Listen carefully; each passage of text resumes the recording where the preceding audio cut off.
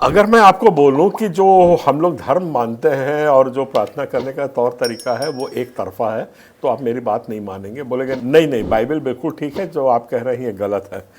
मैं आपका ध्यान आकर्षण करना चाह रहा हूं कि बाइबल की जो बातें हैं वो हमारे ओवरडोज हो चुका है।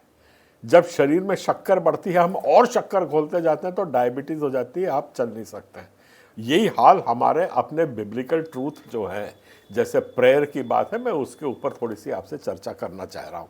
तो मैं अपनी बात जो शुरू कर रहा हूँ, मैं कर रहा हूँ इतिहास को लेकर के, कि कैसे हमारा दिमाग घुमाया जाता है, एक किस्म का नैरेटिव हमारे दिमाग में सेट किया जाता है और अपने फायदे के लिए उसको लोग उपयोग करते हैं। ये राजनीति में होता है और ये हमारे धर्म के साथ भी हुआ। ये मैं आपके पास चर्चा के लिए, ताकि आप लोग भी कुछ सोचे समझे, ये मैं बात कर रहा हूं। मैं अगर आपसे पूछूं और कहूं भारत को आज़ादी किसने दिलाई थी, तो आपके दिमाग में किसका नाम आएगा? महात्मा गांधी का, लोकमान्य तिलक का, नेहरू का, और जितने भी इस किस्म के बड़े फाइटर्स रहे। कोई बोलेगा कि नहीं स्वतंत्रता सेनानी थे, कोई भगत सिंह। तो इस किस्म की नैरेटिव हमारे दिमाग में सेट होती है, ये हम मान जाते हैं क्योंकि हमको बार बार बार बार यही बताया गया है। अगर मैं कहूं कि ये बाइबल पे आधारित मान्यताओं के कारण हमको आज़ादी मिली है, तो आप भी नहीं मानेंगे और दुनिया का कोई नहीं मुझको मानेगा। तो मैं ये थोड़ी सी तर्कशील बात कर रहा हूं। ये मैं आपको बताना चाहता हूं कि चार्टर ऑफ इंडिया एक्ट 1833 में मैकुले लेके आए थे, जो ब्रिटिश साम्राज्य के समय वो एक्ट वहां पे लागू हुई थी। मतलब इसका यह है कि 1833 में ही ब्रिटिश पार्लियामेंट ने यह निर्णय ले लिया था कि हमें हिंदुस्तान को आज़ाद करना है। पर हम ये मानते हैं कि महात्मा गांधी ने हमको आज़ादी दिलाई, और महात्मा गांधी उसके 36 साल बाद उनकी पैदाइश हुई। 1869 में महात्मा गांधी की पैदाइश हुई और 1833 में ये एक्ट, चार्टर एक्ट इंडिया को लेके आ गए। तो ये इफेक्ट होता है हमारा कि जब हमारे ऊपर कोई भी सच या झूठ बार बार बार बार थोपा जाता है, तो हम उसकी गहराई पे नहीं जाते हैं और उसकी जो फेस वैल्यू है वैसे उसको ही हम मान लेते हैं। यही हाल हमारे बाइबल के साथ भी हो रहा है। जो हमारी बाइबल की मान्यताएं हैं उनको दिग्भ्रमित किया गया है। और ये मैं दावे के साथ कहता हूं, प्रार्थना प्रार्थना प्रार्थना, हम लोग कुछ भी होता है तो सब ये एक दूसरे को व्हाट्सअप करने लग जाते हैं कि प्रार्थना कर रहे हैं, प्रार्थना कर रहे हैं। मुझको बताइए कहाँ पे ऐसा लिखा है कि मैं फलाना फलाना के लिए प्रार्थना करूंगा, इसके लिए करूंगा। सबसे पहली हमारी मान्यता ये है, पहले लगता था कि हमको जब प्रार्थना करनी है तो याजक के पास जाते थे और याजक फिर परमेश्वर से प्रार्थना करता था, तब आपकी प्रार्थना सुनी जाती थी। उस पर्दे को तोड़ने के लिए यीशु मसीह जगत में आए और आज आपका संपर्क सीधा सीधा तौर पे परमेश्वर के साथ है। आप प्रार्थना करेंगे, आपकी प्रार्थना सुनी जाएगी।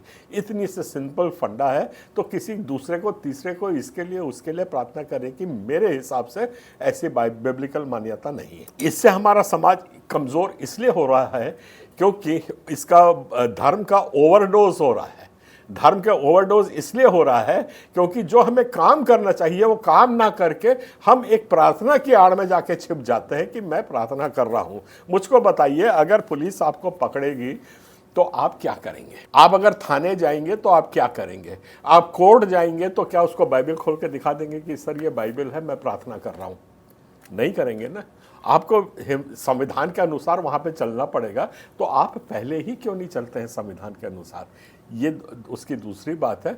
और अब बाइबल की ही बात करें तो यीशु मसीह ने भी बड़े साफ तौर पे कहा है, जो कैसर का है वो कैसर को दो और जो मेरा है मेरे को दो। बाइबल में आपको जो प्रार्थना, अपनी श्रद्धा, अपना धर्म मानना है, बिल्कुल मानिए परमेश्वर के साथ। ये आपका व्यक्तिगत वार्तालाप है, वो आप करिए। और जो कैसर का है, मतलब आज जो संविधान का है, वो संविधान को आपको देना पड़ेगा। तो हमें अपने समाज को संवैधानिक तौर पे मजबूत करना है। ये पहला मेरा तर्क है। दूसरी तर्क मैं ये बताना चाहता हूं कि बाइबल के अनुसार भी सिर्फ प्रार्थना से कोई काम नहीं हुआ है। दो बातें आपको रख करके बात करूंगा। पहली बात मैं करूंगा, जब दाऊद को चुना गया कि तुम जाकर के गोलियत को मारो। दाऊद था 3 फुट का बच्चा और वो था 8 फुट का राक्षस। डर गया होगा, स्वाभाविक है, घबरा गया होगा। तो उसने क्या किया? वो जाकर के बोला कि नहीं मैं प्रार्थना कर रहा हूं मैं घर में अपने, कि उसने कुछ काम किया कि उसने अपना कर्तव्य निभाया, वो जाके गोफन के पत्थर को चुना और गोलियत को उसने पछाड़ा।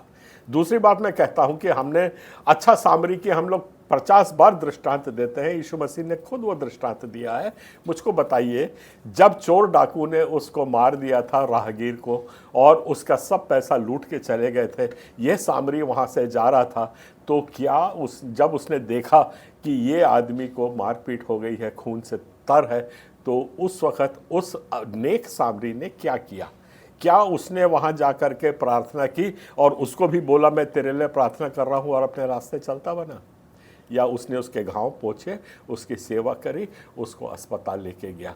तो हमको पहले सिर्फ प्रार्थना पर्याप्त नहीं है, उसकी अनुग्रह पाने के लिए हमको काम भी करना पड़ता है जिसका हम नज़रअंदाज करते हैं। और आखिरी बात मैं ये बोलना चाह रहा हूँ आप लोगों से, अगर परमेश्वर चाहता, परमेश्वर के एक आदेश से जब सारी दुनिया बन सकती है 7 दिन के अंदर, तो क्या सारे पाप उसके एक आदेश देने से नहीं मिट सकते हैं?